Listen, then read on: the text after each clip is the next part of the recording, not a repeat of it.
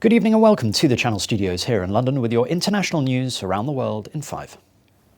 Some 300 Myanmar MPs have urged the United Nations to investigate gross human rights violations they allege have been carried out by the military.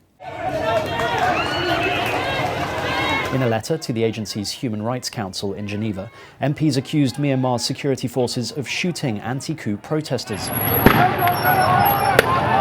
Fresh mass protests are taking place against the coup, defying a plea from its leader to join hands with the military.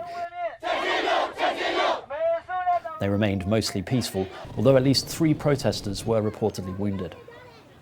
Russia's Foreign Minister Sergei Lavrov has said Russia is ready to sever ties with the EU if Brussels imposes new economically painful sanctions. The EU has raised the prospect of further sanctions amid a row over the treatment of the jailed Russian opposition leader Alexei Navalny.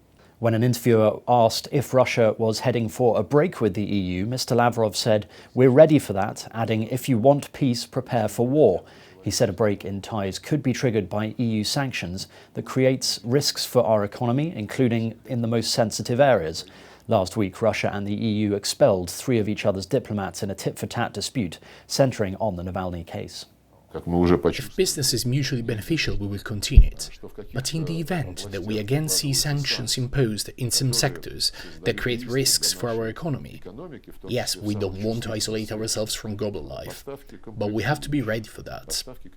If you want peace, then prepare for war. Authorities in Ethiopia have confirmed incidents of rape took place in the conflict-hit Tigray region in the wake of a military offensive against the local ruling party. It comes after the UN said it had received reports of a high number of incidents of sexual violence and abuse in the region. The minister said a task force is still processing data to establish the number of victims. Prime Minister Abiy Ahmed launched a ground and air offensive on the 4th of November to oust the region's ruling party after its troops captured federal military bases. At least 130 vehicles were involved in a massive and deadly morning car pileup along a stretch of highway in Texas, leaving at least 6 people dead and many more dozens injured. Aerial images from the crash site, which a local official said stretched for about half a mile, showed multiple large tractor-trailer trucks piled on top of one another, with numerous vehicles crushed and wedged between them.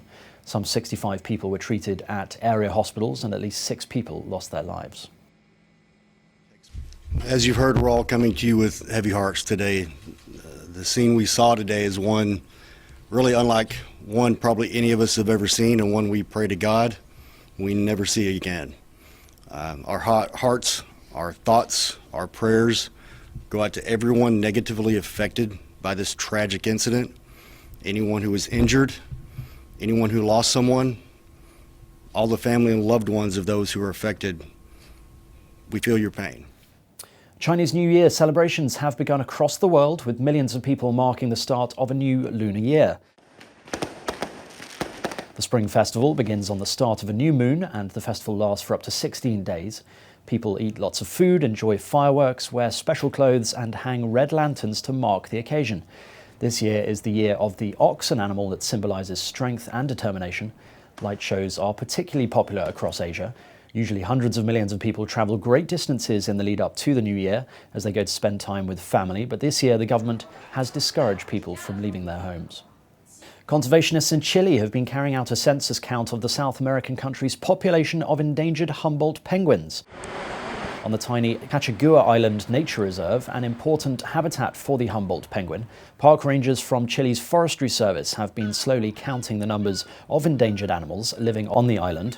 Humboldt penguins are considered a vulnerable species and have undergone extreme population size fluctuations. According to researchers, there are an estimated 2,500 to 10,000 mature individual Humboldt penguins left in the wild. And finally, in response to the global pandemic, a bakery in Germany has decided to inject a little sugar and humour into the coronavirus crisis.